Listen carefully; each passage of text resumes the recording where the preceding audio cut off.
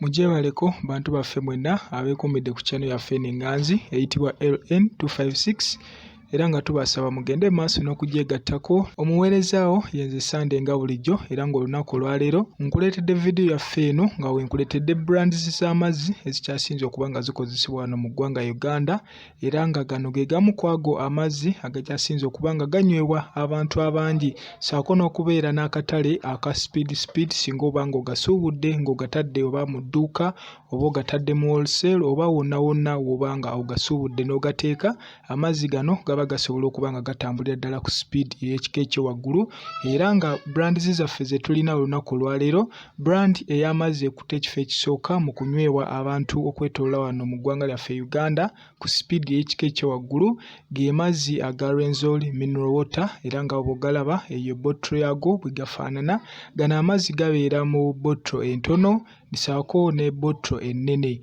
Amazzi agakutte ekifo kyaffe ekyokubiri ge mazzi agayitibwa ice water era nga gano abasinga mugamanyi gali nnyo ku maketi era nago gali mu ccupa entono ssaako n'eccupa ennene mwe abatera ogakozesa muziraba eccupa ezo. Amazzi agali mu kifo kyaffe ekyokusatu ge mazzi agayitibwa Yaket water era nga amazzi gano nago gatambula nnyo galina demand ya kika kya waggulu nnyo era nga amazzi gano abasinga bagayita spicy.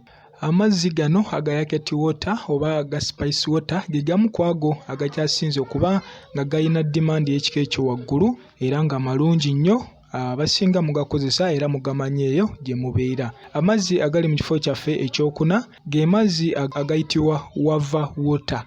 Amazzi gano agayitibwa Wavah water ge gali mu kifo kyaffe ekyokuna.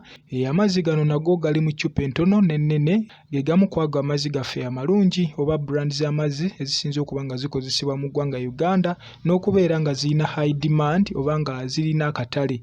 Amazzi gaffe agagenda osimbayo olunaku olwaleero ku ago agasinze okubeera ne demand oba okubeera ne market y'ekika ekyowaggulu ge mazzi aga hill water era nga gano amazzi g'ekyenjawulo kigalina eccupa yaago.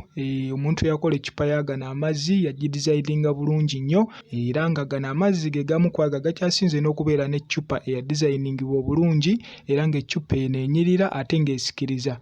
Amazzi gano gali mu ccupa entono ssaako n'eccupa ennene. Amazzi gano aga hill water ge gakutte ekifo kyaffe ekyokutaano ku brands z'amazzi ezisinze okuba nga zikozesebwa mu ggwanga Uganda. Mwebale nnyo okubeera ku channel yaffe eno eyitibwa LN256 era nga tubasaba mugende mu maaso n'okugyegattako.